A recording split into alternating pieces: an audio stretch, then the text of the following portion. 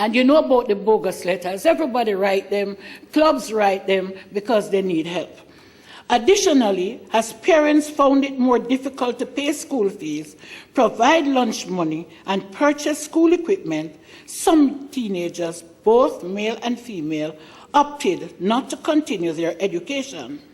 The young men saw access to a gun as an option for power and economic gain, as exemplified by those who had gone this route and who appeared to have gained social mobility. On the other hand, his counterpart, who had completed school or skill training, was unable to find a job, or was working but could not furnish himself with the material things that accorded status and acceptance within the society. As a result, young women became openly involved with older dominant males for financial gain, leaving themselves vulnerable to early pregnancy, abuse, and neglect. These are some of the underlying factors that contributed to the manifestation of continuous violence within the community and further fuel the closure and removal of businesses from the periphery of inner city to more secure locations where production could continue without impediment. Those of us who work at Grace will remember, I think it was a gentleman, he has passed now, who had a car and he was in the MIS department. A guy came to the security and said the gentleman told him that he is to take off his 4 tires because he should take it to the mechanic. And rightly so, the security took the letter and said, go ahead. He got 4 blocks, put the cars on it, and left. At 8 o'clock, when the gentleman came down, he says, but what happened to the tire for the car? Somebody said, oh, the gentleman took it to the garage. So, you know, it was my job to find the 4 tires. So I went to the community and I asked, I said, you saw 4 tires? They say, yeah, man, some 4 guys just bat them along the road. They're rolling around some corner. I said, well, we need them back to put on the car. So we had to go back and get back those tires. So in those days, that was how it was. People take things, they take off the antennas from cars, but the tires were the radios. That was the objective. Let's get it before it remains there until night. Now, you know, when we are going to look further, we are now going to define what exactly is community. We have now set that stage, and by now you must be wondering, this is crazy. But as such, the concept of community does not easily nor readily align to the academic, local or international or sociological and or demographic distinctions. In fact, communities usually define themselves according to their boundaries, which are subject to political affiliations, geographical landmarks, and gang locations with their attachments someplace other than their location claimed by the gang as theirs. These are usually contrary to established boundaries which are maintained by government agencies. Now you see the problem? That is the beginning of the problem. We really don't know where we are working. So the community is defining themselves one way, and we are defining the communities in another way. We are not getting along at all. The hierarchy of the community structure consists of the member of parliament, the councillor, the dominant leader and or activists, corner leaders and crews. The dominant leader maintains the community boundaries and ensures that the political affiliation is maintained. Within this context, gangs are recruited based on their intra-community status. And by that I mean their status in terms of whether or not they have family. This refers to their association and affiliation to the strata of power. In some instances, many young males are recruited based on their lack of status. That is, persons who oftentimes are referred to as waste people, meaning they have no relative or family structure to deter negative influence. In other words, the bigger your mouth is the safer your children. And so it is a way in which people learn to behave. It's not that the community members are vulgar, but they have to stand up. They have to protect their family because it is very hard to survive in these communities. Waste people are those people, when somebody go to a house and kill a mother, kill a father, and leave 6 children, those children, how long can an aunt, a older sibling support these children? They can't. And there's nobody looking out for these children. Nobody knows what becomes of them. If an aunt might take 2, the other 4 older siblings might be managing the other 4. They are not taken care of.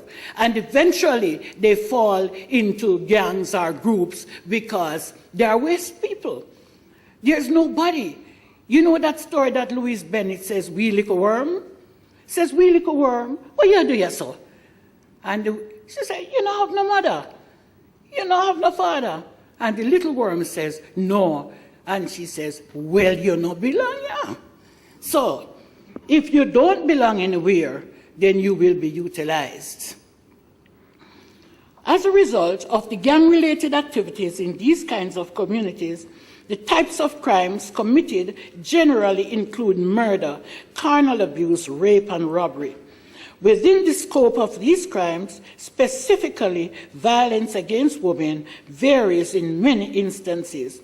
It is found that in most garrison communities, some women are punished, are called informers, because, as you say, woman shot enough, which sometimes lead to their demise as their work may carry them across borders. Domestic violence is another one of the major contributory causes for violence against women.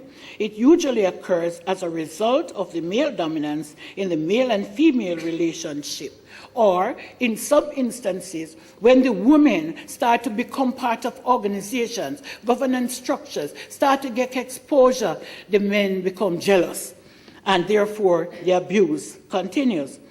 Women have little say in the relationship, as the male is not necessarily seen as the provider, because in most instances the men are not employed. But the protector, he is supposed to ensure that his woman and children are safe.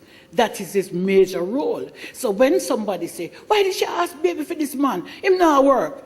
It is about his ability to protect, to take care, to be there, to ensure that when I go to my bed, I won't die tonight.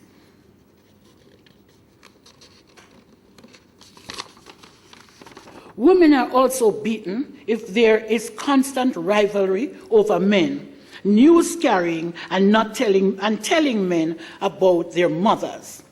And, you know, in the inner city, you oftentimes hear the children say, "Go your mother." And so it continues. These beatings are usually ordered by the leader, and it is so cruel at times and demeaning that they end up in hospital and cannot report it to the police. You know, in these communities, it said silence is golden, or it incurs greater reprisal on extended family members. In summary, many women in our communities are frozen in denial, fear, and trauma, and devastated that they have lost control over their children. And this has contributed to them having a feeling of powerlessness, hopelessness. They are also terrified to speak, and there is no trust for the law.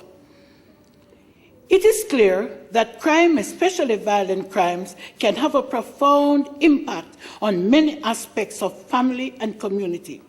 For survivors, the psychosocial consequences are often the most pernicious as they struggle to deal with the trauma and grief.